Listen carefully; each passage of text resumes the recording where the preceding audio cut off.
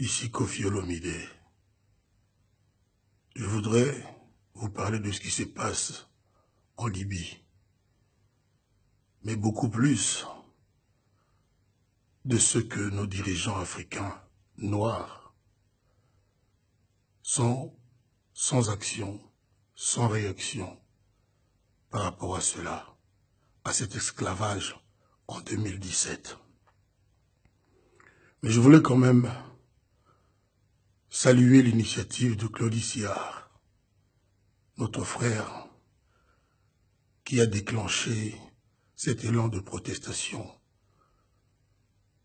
auquel moi je suis très fier d'adhérer. Je voulais aussi saluer le grand frère, la superstar, Alpha Blondy, dont je suivis le discours ce jour. Je voulais épingler deux choses, au risque peut-être de vous choquer. J'ai remarqué que les pays africains du Nord se font appeler pays arabes et très peu pays africains. Moi, j'étais en Tunisie et les gens, en me souriant, me disaient « Vous les Africains, ceci, vous les Africains, cela ». Ces frères africains, mes frères africains, de mon point de vue, ne se sont jamais sentis aussi africains que nous, les Africains noirs. C'est un secret de polichinelle. Je suis désolé si je choque certains. C'est dire que si ce qui se passe en Libye, aux yeux et au su de tout le monde, se passe, c'est parce que les Africains des pays arabes d'Afrique n'en ont rien à foutre d'être africains. D'ailleurs, parmi les enfants esclavagisés, les enfants vendus, il n'y a aucun enfant tunisien, algérien, libyen, égyptien. Vous ne compterez que des noirs africains. Donc, personnellement, ceci ne m'étonne pas.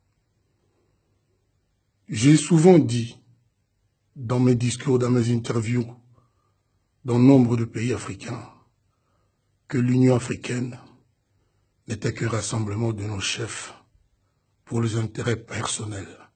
Ça fait des années, il vous souviendra, que j'ai dit par exemple, pourquoi il y a toujours des frontières entre nos pays africains noirs? Pourquoi il n'y a pas une monnaie commune entre nos pays africains noirs? Mon discours, je le sais, a été entendu. J'ai eu la chance, le privilège d'en discuter avec nombre de ces chefs d'État et ces dirigeants. Ils n'en ont rien à faire. Ça ne sera jamais leur priorité. J'ai souvent dit, on ne peut pas être fort en Afrique si on n'est pas unis. Mais rien n'arrive. Et je vous assure que si nous continuons avec nos dirigeants actuels, avec cet état d'esprit, rien n'arrivera. L'Afrique ne sera jamais la maison de ces enfants que nous sommes. Est-ce que vous pensez que, après ce que Claudie Siard a déclenché, après ce que Alpha Blondy a dit, et après ce que moi je suis en train de dire, quelque chose va se passer sérieusement? La Libye a ses dirigeants, ils en pensent quoi? Mais je ne désespère pas. Je ne suis pas de la race des perdants. Et je ne livre pas les combats que je ne suis pas sûr de gagner. C'est ainsi que moi je demande aujourd'hui, à vous mes frères, à nous les Africains noirs,